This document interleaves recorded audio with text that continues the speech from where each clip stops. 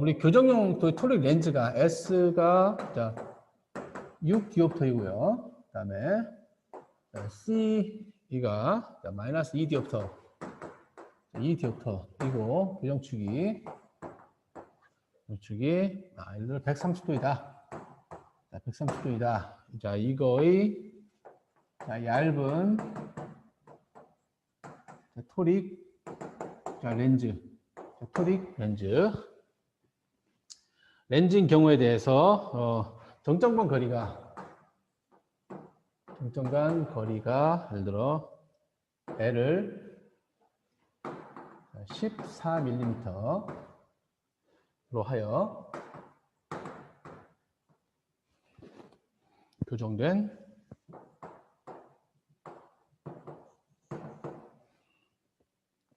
난시 아닌 경우에 대해서, 그리고 정중앙에, 이 정중앙이라고 하는 것은 우리가 이 물체를 이 정중앙에 있는 거를 이렇게 이 시선하고 일치하게 둔다라고 하는 그런 뜻입니다. 예를 들어 이렇게 돼서 이 사선으로, 그죠? 지금 이제 사선으로 보는 부분도 이제 광학적 회선 사위니까 그 회선 사위 때 얘기를 하게 될 것이고요. 지금 같은 경우는 정중앙이라고 하는 것은 OC하고 우리 동공 중심선하고 일치된 상태에서 이렇게 보고 있다는 그런 상태라고 이렇게 이해를 해보면 되겠습니다. 정중앙의 정사각형을 본다. 을 주시할 때의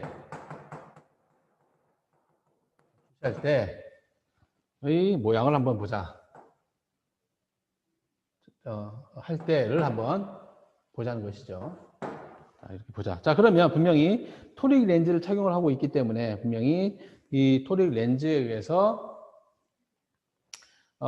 다른 굴절력을 가지고 있다라고 하는 것을 우리가 알 수가 있겠습니다. 그렇죠? 그래서 강주경선하고 약주경선, 즉 수직하고, 우리가 뭐 수직이 강주경선일 수 있고 또는 약주경선이 될 수 있으니까 수직하고 수평인 경우에 대해서 굴절력이 각각 다르기 때문에 그 다름으로 인해서 상을 이렇게 어떤 물체를 쳐다봤을 때 상이 수직 방향, 수평 방향의 크기가 다를 것이다라고 하는 것은 우리가 지금까지 해온 얘기겠죠. 그러면 바로 수직이든지 강주경선이든지 약주경선이든지 간에 상이 확대되거나 축소되거나 하는 그 비율을 한번 정량적으로 보자는 것이죠. 자, 여기서 상의 크기를 결정하는 것은 우리가 안경 배율이라고 했죠. 그죠? 선명도와 관계없이 나인 경우하고 안경을 착용했었을 때의 상의 크기의 변화가 바로 안경 배율인데, 지금 우리 그걸 보고자 하는 것이죠. 모양이 어떠냐라고 하는 것이죠. 난으로 봤을 때 흐리지만 그 어떤 형태가 보이는 것하고 이 안경 렌즈를 착용했을 때, 즉 난시 아닌 경우에 대해서 난시 교정용 토릭 렌즈를 착용을 하고 그 물체를 쳐다봤을 때 모양이 어떻게 될 것이냐.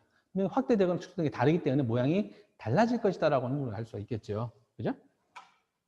자, 그러면 우리가 여기서 얇은 렌즈라고 했기 때문에 이 얇은 렌즈라고 하는 것은 바로 안경 배율에 의해서 얇다라고 하는 그런 부분들은 우리가 안경 배율에 이 영향을 준 요소가 쉐이프 팩터, 즉 형상 개수인 경우하고 굴절력 개수, 즉 리프렉티브 팩터 두 가지의 개수에 대한 그 곱으로 이제 나타낼 수가 있었습니다. 그렇죠? 그 중에 얇은 렌즈라고 하는 것은 바로 쉐이프 팩터 항이 없어지고 바로 굴절력 개수만에 의해서 안경 배율이 결정이 된다라고 하는 것을 우리가 알 수가 있겠습니다. 그렇죠? 자, 그래서 우리가 결국 얇은 렌즈이기 때문에 얇은 렌즈라고 하는 그런 이 내용에서부터, 사실에서부터 안경 배율이라고 하는 것은 감마 SM이라고 하는 것은 쉐이프 팩터인 경우는 없고요. 그렇죠? 얇은 거기 때문에 사실상 여기서 우리가 통상적으로 플러스 6 디옵터 정도 렌즈라면 사실은 어느 정도 두께는 가지고 있겠지만, 그죠?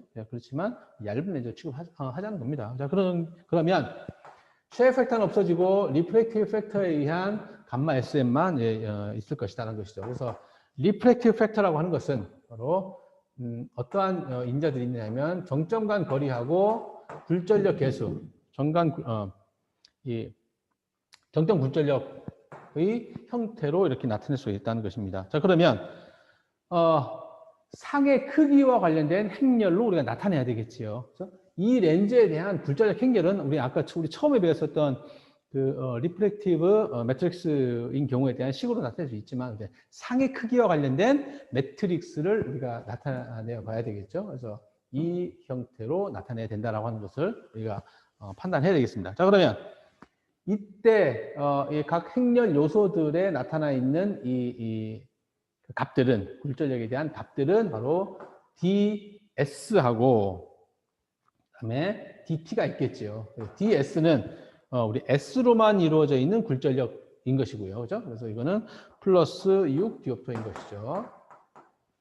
s가 바로 플러스 6 디옵터이기 때문에. 자, 그리고 dt라고 하는 것은 s 플러스 c인 경우에 대한 디옵터이기 때문에 S 플러스 C 디옵터를 더해보면 플러스 6 디옵터하고 마이너스 2 디옵터는 결국 플러스 4 디옵터가 된다는 것이죠. 그죠?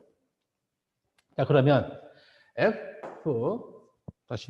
FR에 대한, 즉, 리프렉티브 팩터인 경우에 대해서, 즉, DS에 대한 리프렉티브 팩터에 대한 이 배율 행렬이라고, 이 배율 행렬이라고 하는 것은, 안경 배율이라고 하는 것은, 자, 이거는 FR인데 여기다 S에 의한, S 디옵터에 의한 이 굴절력 계수에 대한 안경 배율로 이렇게 이해를 하면 되겠습니다. 자, 이거는 식에서 1, 여기서, 이게 식이죠. 1 플러스 L, D, S 프라임분의 1이 되는 것이죠. 그죠? 자, 그러면 1 플러스 L이 바로 뭔가요? 정관거리를 말하는데, 우리가 편의상 13mm로 두었기 때문에, 그죠? 그리고 우리가 디옵터는 미터법을 사용하고 있습니다. 그렇죠? 그래서 14mm는 미터로 나타내 보게 되면, 바로, 정관거리는 우리가 렌즈까지의 거리를 말하기 때문에, 부호가 마이너스가 되겠습니다. 그렇죠? 우리 기호규약, 부호규약에 의하면, 그죠? 즉, 오른쪽에서 왼쪽으로 향하는 것이 마이너스이기 때문에, 그죠? 그래서 0.14mm는 0.014m가 되겠죠. 이렇게 될 것이고요. 그리고 곱하기 S인 경우이기 때문에 6디옵터인 것이죠. 그래서 6분의 1이 되겠습니다. 자, 이 값은 계산을 해보게 되면 1.09가 나옵니다. 즉, 토릭 렌즈인 경우에 대해서 S의 영향을 받고 있는 안경 배율에 대한 크기가 원래보다 0.9 정도 더 크다라고 하는 그런 뜻이 되고요. 그리고 S 플러스 C인 경우에 대한 안경 배율을 우리가 S 감마 T라고 이렇게 얘기를 해보면, 그죠? 해보게 되면 F의 리프렉티브 팩터인데 바로 T에 의한 리프렉티브 팩터가 갖는 안경 배율이라는 것이죠. 자, 이거는 마찬가지로 1 플러스 L dt 프라임분의 1이 된다는 것이고, 그러면 dt의 이 굴절력의 크기라고 하는 것은 플러스 4디옵터이기 때문에 1 플러스 정관거리는 같을 테니까 1, 4 곱하기 4가 되겠고요. 그리고 분의 1이 되겠다는 거죠. 이거는 계산해 보면 1.06이 됩니다. 1.06이 된다는 것이죠. 그래서 S에 의한 안경 배율은 원래가 1이라고 하게 된다면 0.9만큼 더 크고요. 그리고 이거는 S 플러스 C인 경우에 대해서, 즉 S 플러스 C인 경우에 대해서는 상대적으로 굴절력이 더 작잖아요. 그죠? 작기 때문에 우리가 작게 여기가 플러스이기 때문에 확대라고 이렇게 표현할 수 있겠습니다. 그래서 이게 확대되어 보인다는 것이죠. 그죠? 작게 확대되어 보인다. 굴절력이 당연히 작기 때문에. 자, 이것은 결국 어떤 말이 되느냐 하면 이런 말이 되겠죠. 결국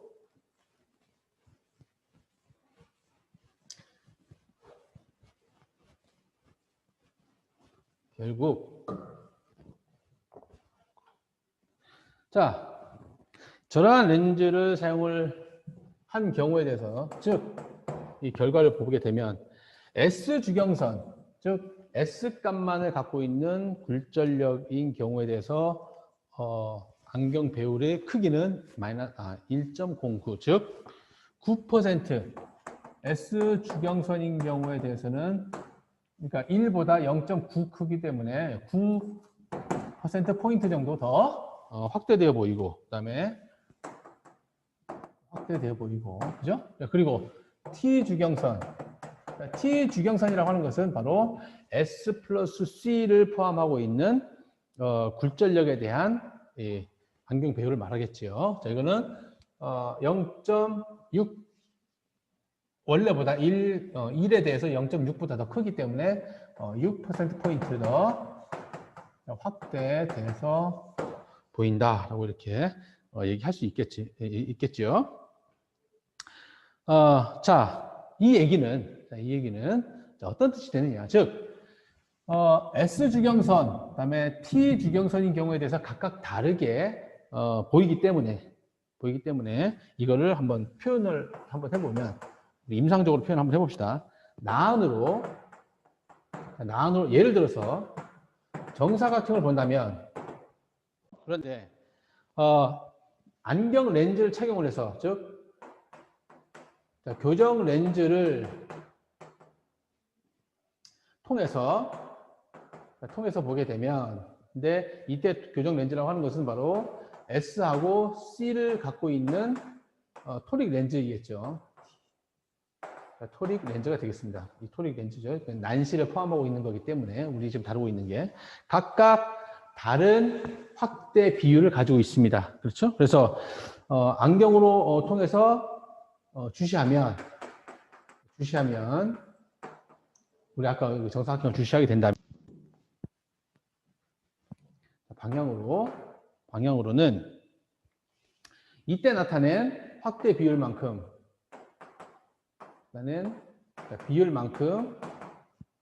비율이라고 그러죠. 자, 비율만큼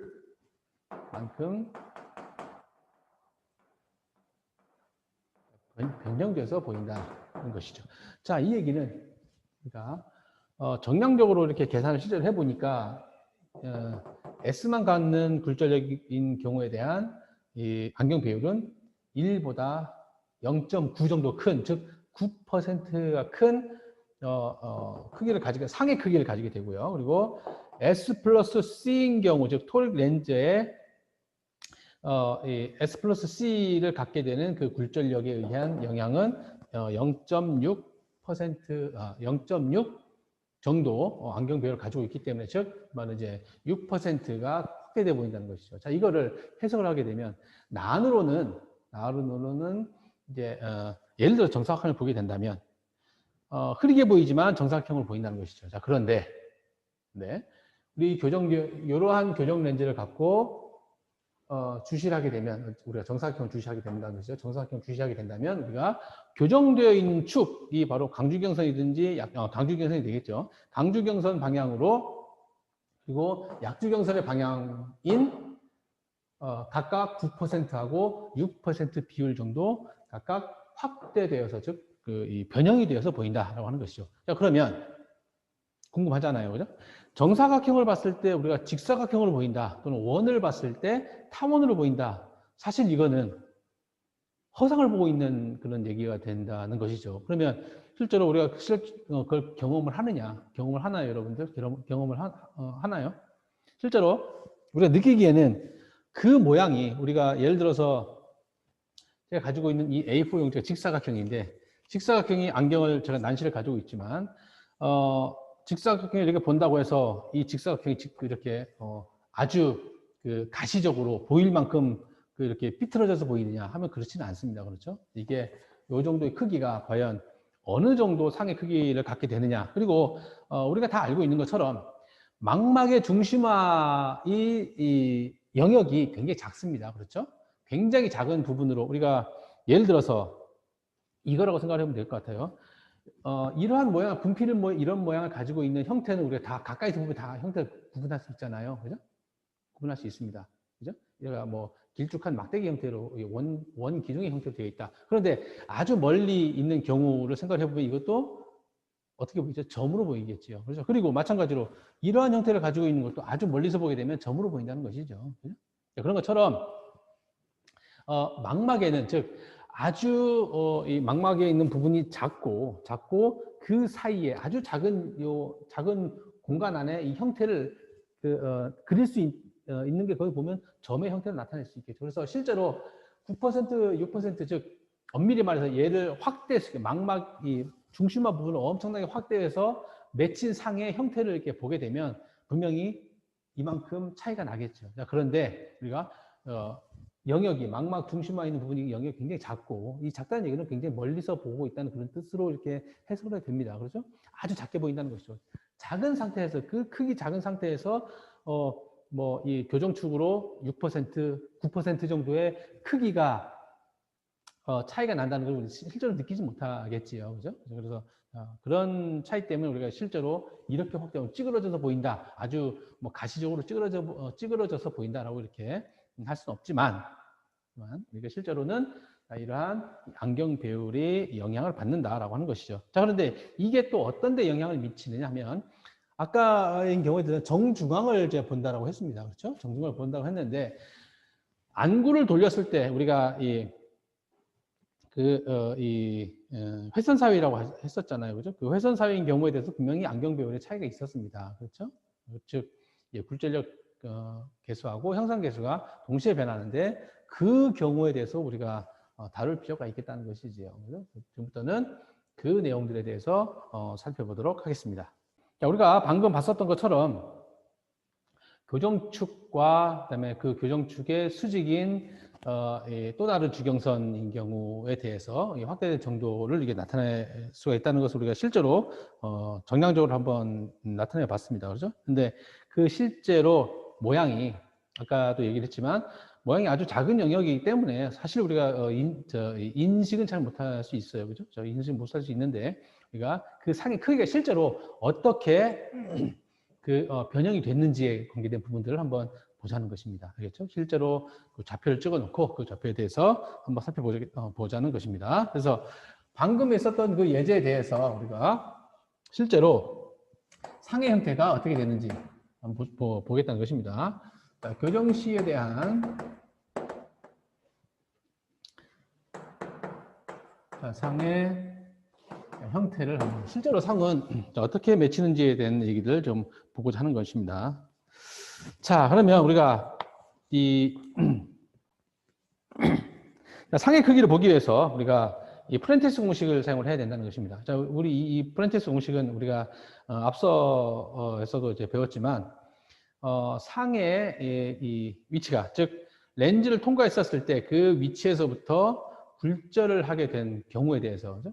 굴절을 분명히 하게 될 때 구면을 갖고 있는 렌즈를 통과하기 때문에 굴절을 할 것이다. 굴절이 어느 위치로 이제 굴절하는지와 관련된 부분들을 우리가 알 수 있는 방법이 바로 이 프렌티스 공식이라고 하는 것이었었죠. 그죠? 그래서 프리즘량, 즉 실제로 어느 만큼 편향이 되는지를 나타내는 이 프리즘량을 측정을 하는 게 바로 프렌티스 공식이니까 프렌티스 공식을 이용을 해서 실제로 임의의 위치로 들어온 이 광선, 즉 우리가 예를 들어서 우리 아까 한 예는 정사각형을 쳐다보고 있는데 그 정사각형에 뭐 네 가지 꼭지점이 있겠죠. 네 꼭지점의 위치가 어느 위치로 이동을 하느냐를 지금 보고자 하는 겁니다. 쉽게 말해서. 그래서 그걸 하기 위해서는 바로 이제 벡터에 대한 개념을 우리가 도입을 해야 되겠다는 것이죠. 그래서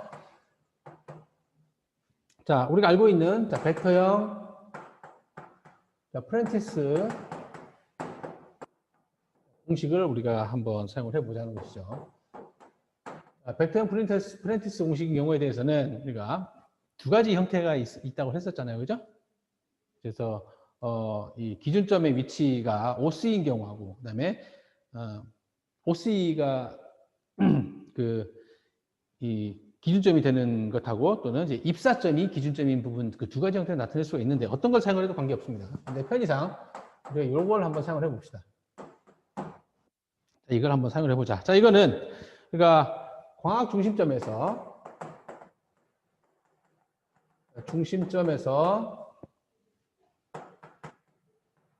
위치 벡터는 자, 광학 중심점의 위치 벡터라고 하는 것은 바로 입사점을 기준으로 했었을 때 광학 중심점까지의 벡터를 바로 D 벡터라고 했었잖아요. 그죠? 이거는 우리 프렌티스 공식 얘기해서 두 가지 형태로 나타낼 수 있는데, 그죠? 그래서 한번 써봅시다.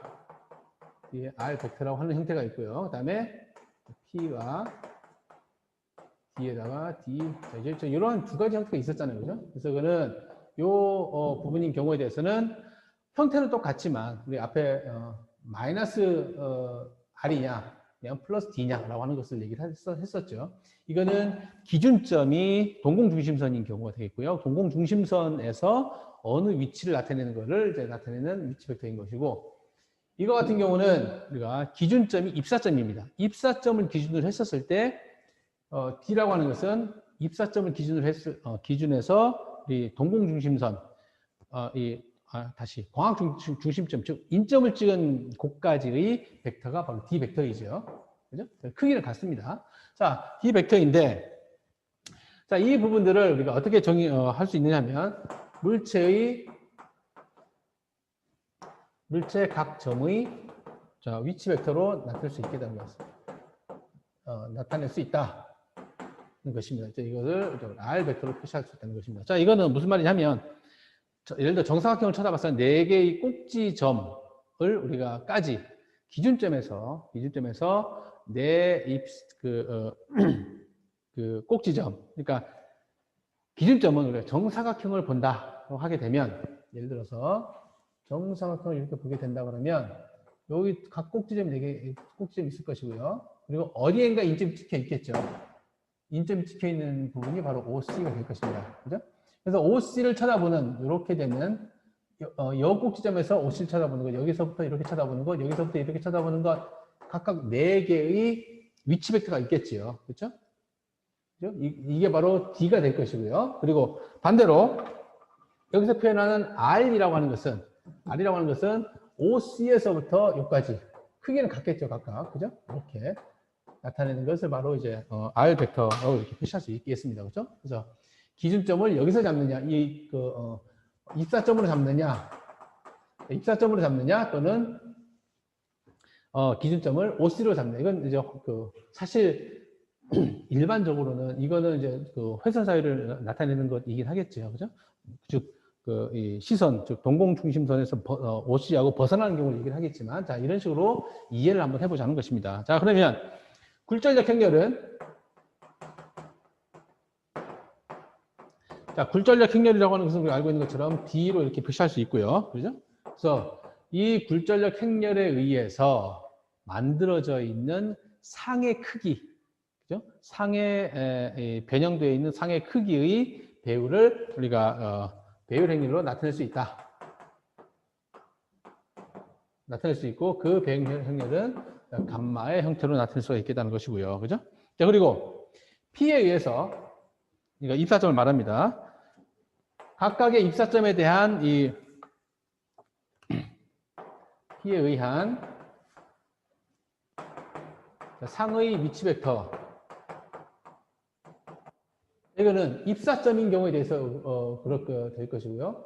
OC에서부터 우리가 이 망막에 맺혔을 때는 OC의 플라임이 되겠죠, 그죠? 망막 중심에서부터 요 입사점을 통과해서 상이 맺혀 있는 그 상의 크기가, 이 상의 형태가 있겠죠. 그 상의 형태에 대한 각각의 꼭지점. 즉, 이 말은 무슨 말이냐면, 입사점은 빛의 성질이 바뀌지 않은 상태고, 굴절을 해서 망막에 상이 맺히는 것, 여기에 이 부분이 상이 맺힐 수도 있고, 이 부분 각 점이 상이 맺히겠죠. 그 상이 맺혔다는 얘기는 성질이 바뀌었다. 즉, 플라임으로 이렇게 나타낼 수가 있겠습니다. R 벡터 플라임으로 이렇게 나타낼 수가 있겠습니다. 그죠? 이거는 성분으로 표시하게 되면 우리가 2차원 평면이기 때문에 X, Y 좌표의 형태로 나타낼 수가 있겠습니다. 그렇죠? 그렇기 때문에 결국 이 위치, 즉 이게 X, Y인 거죠. X, Y에 대한 형태인데, 이 X, Y가 이 망막의 어느 위치로 갈 것이냐를 얘기를 하는 것은 이렇게 표시할 수 있다는 것이죠. 위치의 벡터의, 즉 망막의 좀 위치 벡터, 상의 위치에서 요의 연장선이 있겠죠. 요 연장선상, 즉 안경 렌즈 연장선상 광축이라고 편의상 보면 될 것 같습니다. 이 광축의 이 망막의 부분을 50'이라고 하게 되면 지금 보고자 하는 것은 망막상에서 망막의 위치에서부터 그 중심에서 각각 떨어져 있는 꼭지점까지의 위치 벡터를 나타내는 것이기 때문에 구하고자 하는 게 바로 이 내용이 될 것이고요. 어떻게 변했는지를 나타내는 그 행렬이 바로 그 배율 행렬이 될 것이고요. 그리고 원래 위치인 R 벡터의 형태로 이렇게 나타낼 수가 있겠다는 것입니다. 그렇죠? 이렇게 나타낼 수가 있겠다. 이 말이 되겠죠. 그죠? 그래서 실제로 이 상이, 이 물체라고 그래야 되겠죠? 이 물체가 렌즈를 통과해서 상이 맺히는데 이게 이거 R이죠. 그죠? R 벡터입니다. 프라임이 아니라. 자, R 벡터는 이거는 입사되는 부분이고요. 즉 물체가 되겠죠. 그죠? 자, 물체를 쳐다보게 되는 그 각각의 위치 벡터. 즉 여기서부터 나타낸 것을 얘기를 합니다. 자, 그리고 이 부분은 상이 즉 망막인 경우에 대해서 그 광학 중심점에서부터 이렇게 이 상태가 분명히 변형이 될 테니까 그 변형된 각각의 꼭지점을 향하는 그 값을 말하게 되는 것입니다.